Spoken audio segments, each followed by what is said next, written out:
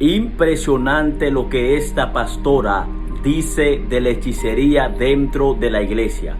Yo quiero que tú observes conmigo este video y me dejes tu opinión en los comentarios. Ella habla de cómo Satanás opera con hechicería dentro de la iglesia. Así que observemos este video y déjame tu opinión en los comentarios. Obsérvalo. También hay sacerdotes de las tinieblas. ¿Quién es un sacerdote? Una persona con autoridad, que camina en autoridad y que se mueve con autoridad. Entonces en las tinieblas hay sacerdotes que son agentes de las tinieblas con la capacidad de ministrar, ejecutar, efectuar y desempeñar tareas de las tinieblas. El peor hechicero de las tinieblas es el empírico. ¿Va a entender el por qué? Hay gente que aprendió a trabajar la hechicería. Ese fue un alumno. Pero hay gente que sabe hacer hechicería sin nunca haber estudiado. Ese es peor, porque ese fue discipulado por los mismos demonios, con un propósito mayor. Por eso hay gente que te va a contar: no, yo de niño veía, yo de niño sabía, yo de niño hacía, yo de niño tal cosa. Porque hay gente que fue discipulada por las mismas tinieblas desde que nació. Así como cuando nosotros nacemos, nuestros padres identifican un propósito y nos empiezan, hermano, a involucrar en la obra del Señor. Los demonios, cuando un niño nace, empiezan a ver qué nivel de sensibilidad tiene. ¿Cómo? Hay padres que experimentan a niños que ven demonios. Hay padres que saben que sus niños ven seres. Hay niños que dicen: yo vi una sombra, yo veo esto. Entonces el enemigo empieza a manifestarse para determinar el nivel de sensibilidad espiritual con el que nació ese ser. Entonces, mientras un padre dice: no pasa nada, la tiniebla dice: descubrí que hay alguien que es sensible al mundo espiritual. Descubrí a alguien que nació con dones para moverse en el mundo espiritual. Porque ninguno de nosotros, hermanos, por eso es que hay personas que consultaban, que hacían hechizos sin nunca haber estudiado, sin nunca haber sido discipulados. Hay otros que venían de una genealogía o de una descendencia de hechicería, donde los padres formaban a los hijos, los abuelos formaban a los nietos. Pero hay otros que son empíricos. Y para mí el peor es el empírico, porque el empírico fue discipulado netamente o directamente por el mismo infierno. Ahora, pastora, ¿por qué este tema? El punto es que la hechicería se mete en la iglesia y la hechicería se mete con los cristianos. Y mucha gente cree que con decir aquella oración sin sentido: me escondo detrás de la cruz, porque detrás de la cruz no hay salvación, la salvación está en Cristo y la protección está en su sangre. Hay gente que dice: me escondo detrás de la cruz, y cree, hermano, que con eso es suficiente para no ser alcanzado por cierto tipo de hechizo o de poder. Ahora, yo tengo que hablar que hay escuelas de la oscuridad que se efectúan rituales. Los sacerdotes de las tinieblas hacen rituales. Algunos lo hacen con elementos, otros llegaron a perfeccionar su poder, donde ya no necesitan ni un vaso de agua, ni una vela, ni una gallina, porque crecieron en autoridad. Y esto es algo que yo quiero enseñarles. Crecen en autoridad en tal manera que a veces imaginamos que la hechicería es simplemente un vaso, un ritual, un sombrero, un disfraz. Pero hay hechiceros con apariencia normal que su autoridad es tan grande que ellos saben cómo, con signos en sus manos, con oraciones, con hermano, invocaciones, con señales, o que con su sola presencia ministran lo que cargan y desatan hechizos. Entonces yo quiero, hermano, que usted pueda conmigo en esta preciosa noche aprender a identificar muchas veces cómo yo saber que está operando una hechicería. ¿Qué es la hechicería? Bueno, ya lo dije, que la hechicería es el manejo del mundo espiritual, pero de la hechicería, hermano, vienen los hechizos. ¿Y qué es un hechizo? Un hechizo es todo acto o acción que tiene como objetivo, escuche bien, todo acto o acción que tiene como objetivo transformar o alterar la realidad a partir del uso de métodos de las tinieblas. Y esto quiero que lo marque porque se lo voy a preguntar más adelante.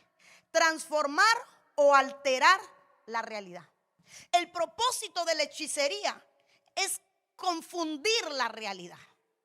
Es confundir, es cambiar, es trastocar, es alterar, es trasladar, es hermano, trastornar la realidad.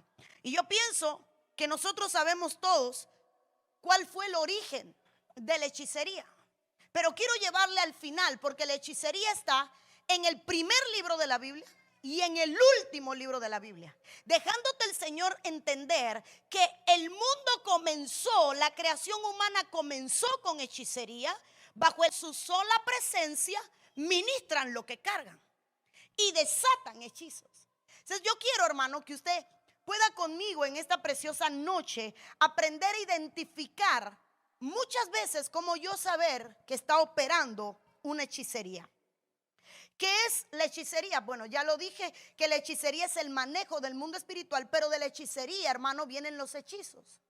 ¿Y qué es un hechizo? Un hechizo es todo acto o acción que tiene como objetivo, escuche bien, todo acto o acción que tiene como objetivo transformar o alterar la realidad a partir del uso de métodos de las tinieblas.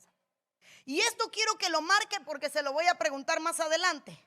Transformar o alterar la realidad. El propósito de la hechicería es confundir la realidad. Es confundir, es cambiar, es trastocar, es alterar, es trasladar, es hermano, trastornar la realidad. Y yo pienso que nosotros sabemos todos cuál fue en el primer libro de la Biblia y en el último libro de la Biblia, dejándote el Señor entender que el mundo comenzó, la creación humana comenzó con hechicería, bajo el ataque de la hechicería, y que va a terminar bajo el poder de la hechicería. Dice la Biblia: y clamó con potente voz, Apocalipsis 18:2, diciendo: cayó la gran Babilonia, se ha convertido en habitación de demonios, en guarida de todo espíritu inmundo y en guarida de toda ave inmunda y aborrecible. ¿Qué es la gran Babilonia? Yo lo llamaría la universidad refugio de todos los males. Dice la Biblia que ahí estaban, hermano, demonios, aves inmundas, espíritus inmundos, todo lo aborrecible, todo lo malo estaba en Babilonia. Entonces, cuando hablamos de Babilonia, hablamos de una escuela, de una universidad de mal, de una universidad del mal. Luego dice el versículo 23 del mismo capítulo 18 de Apocalipsis: luz de lámpara nos alumbrará más, no alumbrará más en ti. Tampoco la voz del novio y de la novia se oirá más en ti. ¿Quién es el novio? Cristo. ¿Y la novia? La iglesia. Ahora yo quiero que entienda lo que está diciendo. Viene un momento donde ya la lámpara no alumbrará. ¿Quién es la lámpara? ¿Quién nos enciende? ¿Quién es el fuego? El Espíritu Santo. El novio y la novia no estará. Están hablando de que la iglesia ya no estaría. Habría el rapto de la iglesia. Y luego dice: pero tus mercaderes, porque tus mercaderes eran los grandes de la tierra, pues todas las naciones fueron engañadas por tus hechicerías. Las naciones fueron engañadas por tus hechicerías. Y esto me llega a ver que el poder de la hechicería es tan grande que puede alcanzar naciones, reinos, gobiernos, y puede destruir incluso a un imperio por la hechicería. Ahora vayamos al comienzo. Ando rápido para poder poner cimiento a la palabra. Dice Génesis 3:6: cuando la mujer vio que el árbol era bueno para comer y que era agradable a los ojos y que el árbol era deseable para alcanzar sabiduría, tomó de su fruto y comió. Y dio también a su marido que estaba con ella, y él comió. Yo creo que para nadie es un misterio el tema del que estoy leyendo. Estoy leyendo cuando Adán y Eva estaban en el huerto. Diga conmigo: lo tenían todo. Lo tenían todo. Y de pronto aparece la serpiente sentada en un lugar por donde Eva pasaba. Ya había establecido, hermano, digámoslo de esta manera, había establecido un vínculo. Ya para Eva no era extraña la serpiente, ni siquiera la reprendió ni se alejó, ya era algo común. Note cómo opera las tinieblas de bien, hermano. Llega a convertirse tu amigo para poder infiltrarse en tu círculo estrecho. Eva, cuando vio la serpiente, dialogó con ella, no la identificó con un enemigo. Significa que en otros momentos habían conversado, entabló un diálogo.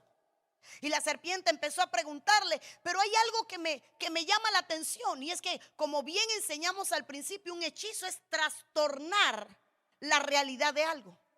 Y de pronto la serpiente logró que a Eva se le pasara, se le trasladara la realidad. Y Eva empieza a ver el fruto prohibido, casi digo la manzana, pero no es una manzana. El fruto prohibido lo empieza a ver como algo bueno y deseable. Le trastocó. ¿Cómo es que hay gente que el pecado lo empieza a ver como algo bueno y deseable? ¿Cómo es que hay gente que cae en el hechizo del pecado de tal manera que ya la fornicación no es mala, que el adulterio no es malo, que la pornografía no es mala?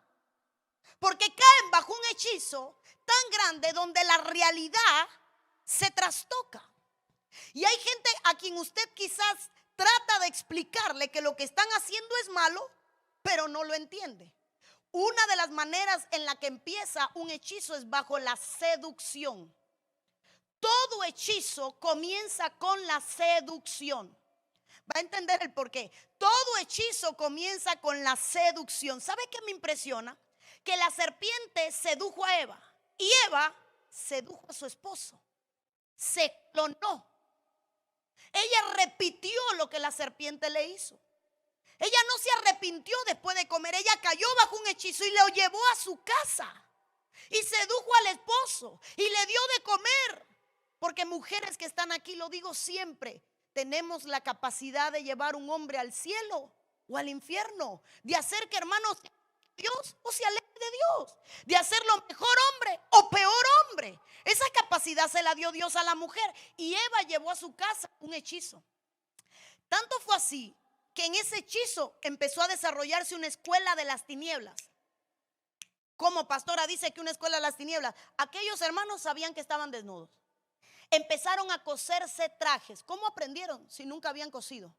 Nunca se habían diseñado un traje, nunca habían hecho ropa. Nadie en el huerto le podía enseñar cómo vestirse. Hermanos, se esconden de Dios. Ya la voz de Dios no era grata. Justifican todo con miedo. Tengo temor, sé que la voz de Dios es fuerte. Quizás me regañe, quizás me corrija, quizás todo es con miedo. Y cuando llega Dios, la primera pregunta que le hace a Adán es: ¿quién te enseñó? Entonces el Señor sabía que Adán había caído bajo una especie de hechizo